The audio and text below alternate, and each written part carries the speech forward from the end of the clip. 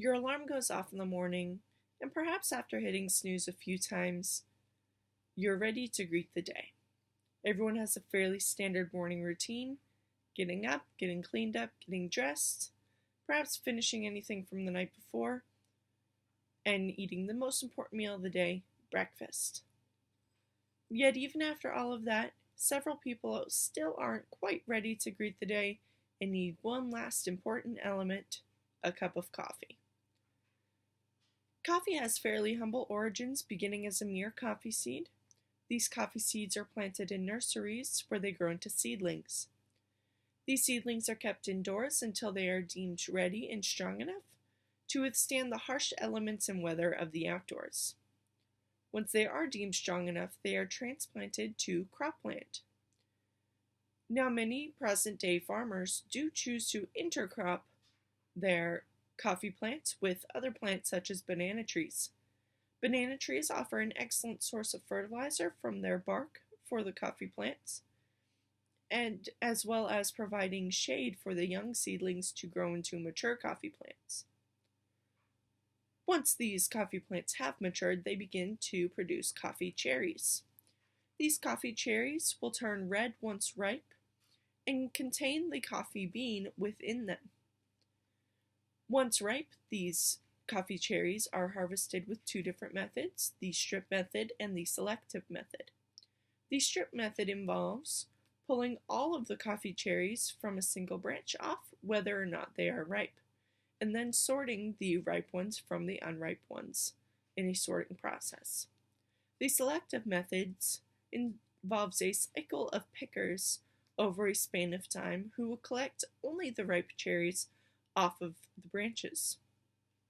While this is a more efficient method, it is more labor intensive and therefore more cost intensive.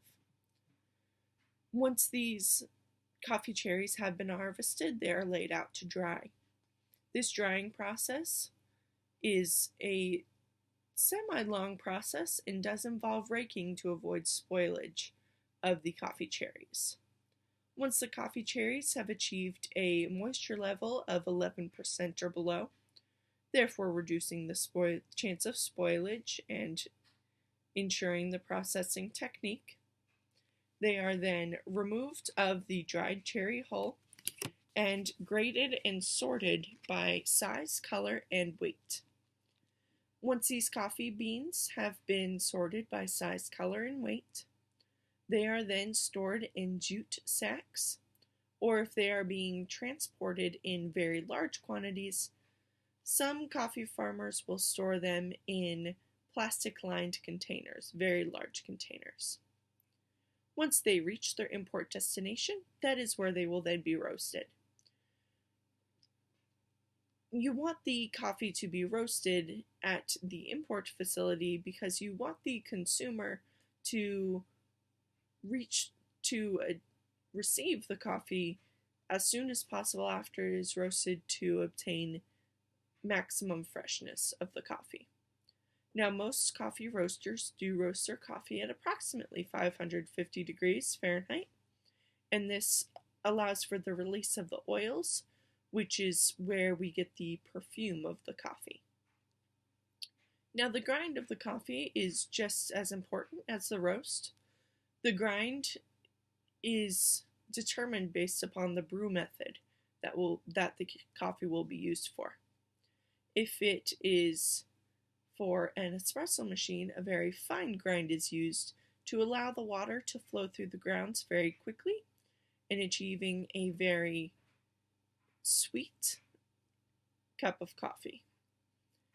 While a coarse ground would be used for a French press or a drip cup of coffee, which calls for the water to flow through it rather slowly in extracting the perfect cup of coffee.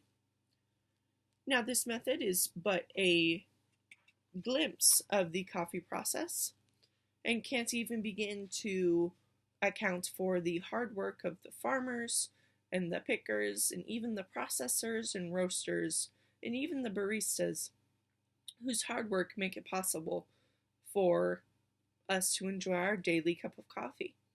Next time you do go to take a sip of your coffee, Take a step back and consider this complex journey that it goes through. Thank you.